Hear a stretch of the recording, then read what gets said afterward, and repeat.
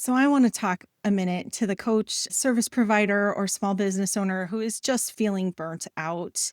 You started your business because you're really good at what you do and you want to help people, not because you wanted to be a content creator, but somewhere along the way, this need to get clients and this need to show up and be visible and build your audience and all of that took over. And it became like a second job that you feel like you have to do. And it's a really disgusting cycle to get trapped in. I have been there.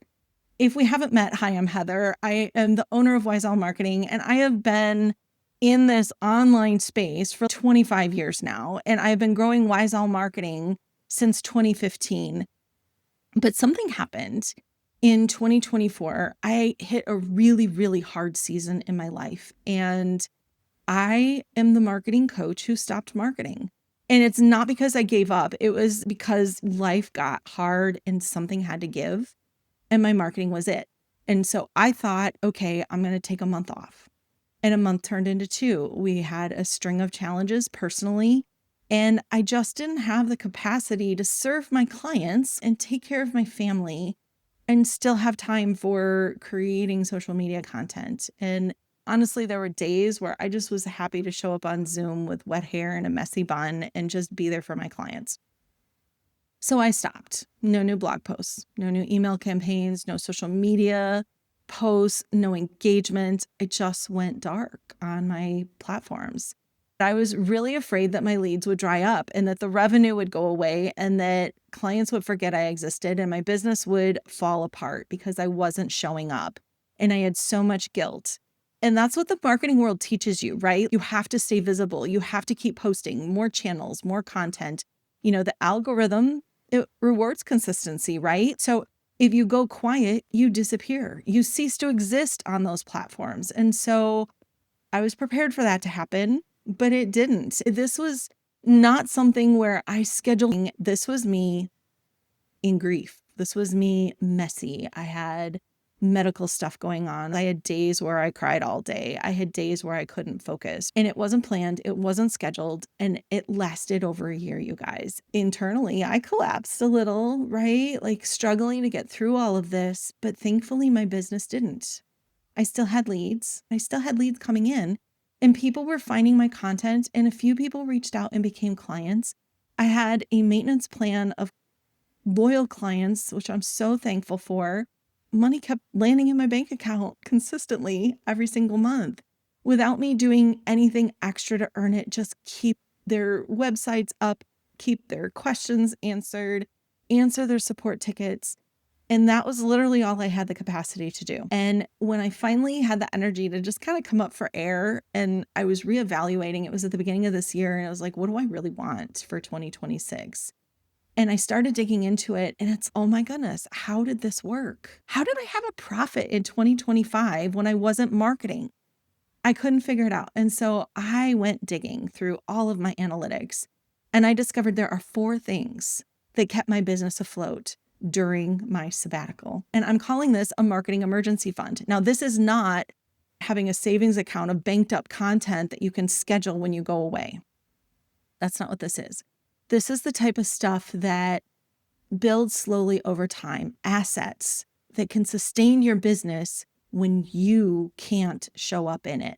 So there are 4 different pieces. The first one is content. So for years, I'd been creating content but I've been blogging pretty consistently. I really like to write. To me, it's like the cozy and the chair with your jammies and your coffee in the morning and just getting your thoughts outside of your head. I looked down on myself that here I was, this blogger, when everybody else was doing all these newfangled social media things, but I just kept blogging because that's what felt good to the introvert that is looking at you right now through the camera, feeling uncomfortable about herself. And when you create a body of work, right? Searchable, evergreen content, you drive traffic to it. So in the beginning, it was the search engines. Thank you, Google, for sending me thousands and thousands of visitors on a regular basis, right? Then AI came on the scene and that switched.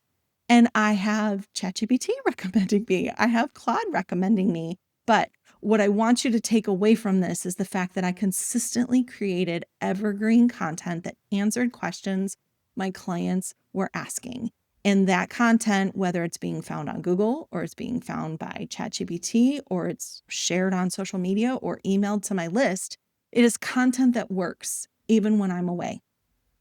The next thing is I had recurring revenue. I had maintenance clients who paid me every month for their hosting, their website security, their plugin updates, their backups, answering support tickets if they had a glitch or a question about their website.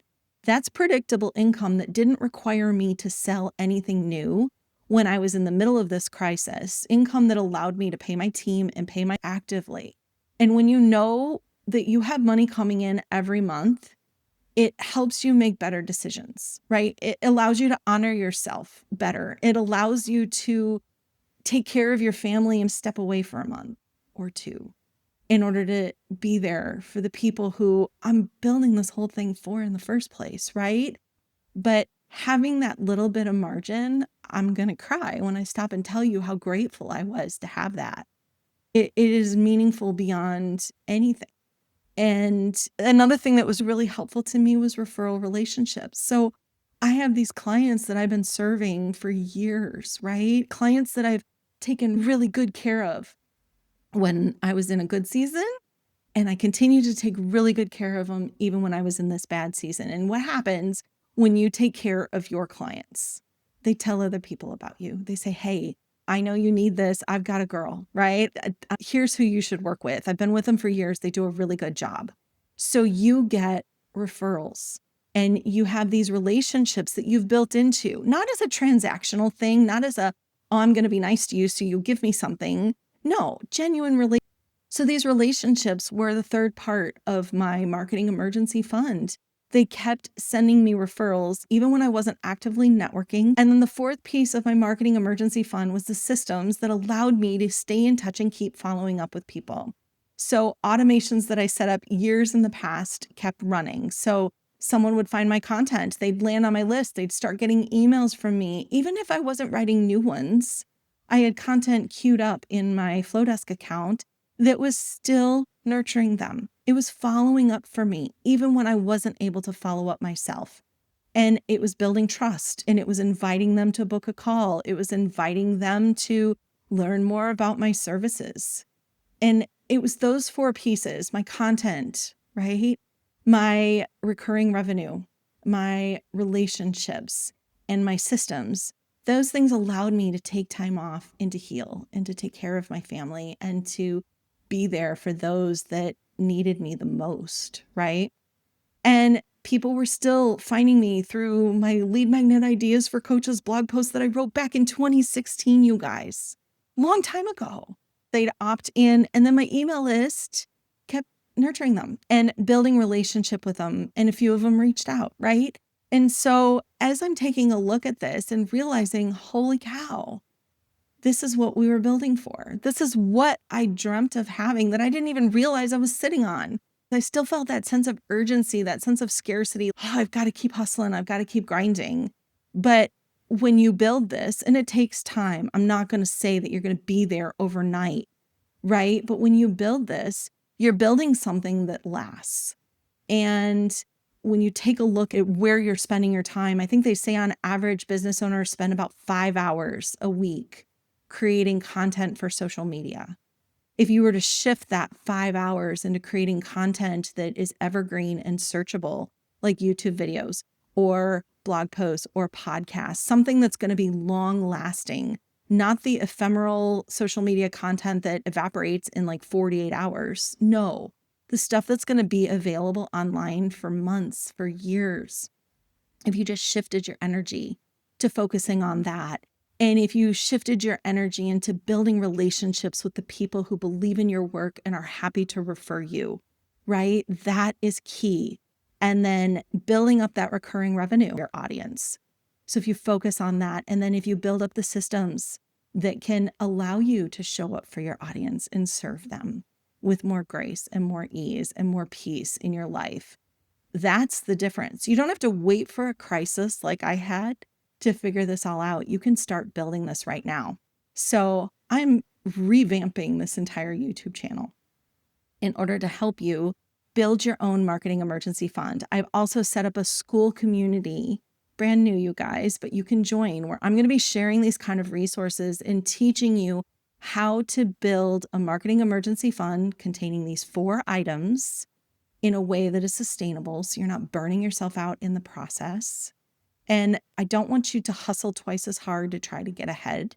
I want you to do this where you're strategic about it and you're calm and build something that can hold up, even if you're not dancing on TikTok this week, right? So if you want to know where your marketing stands right now, I have a free assessment that'll take you about 5 minutes and it'll help you identify the areas of your marketing emergency fund that you're going to want to focus on first. Where are the gaps? It's going to help you figure that out. And I hope that you do this before a hard season hits, right? Time, because you can't build an emergency fund when you're in an emergency. You need to do that ahead of time. And so that's what this channel is all about. Thank you for being here. Please subscribe, and I'll see you in the next video.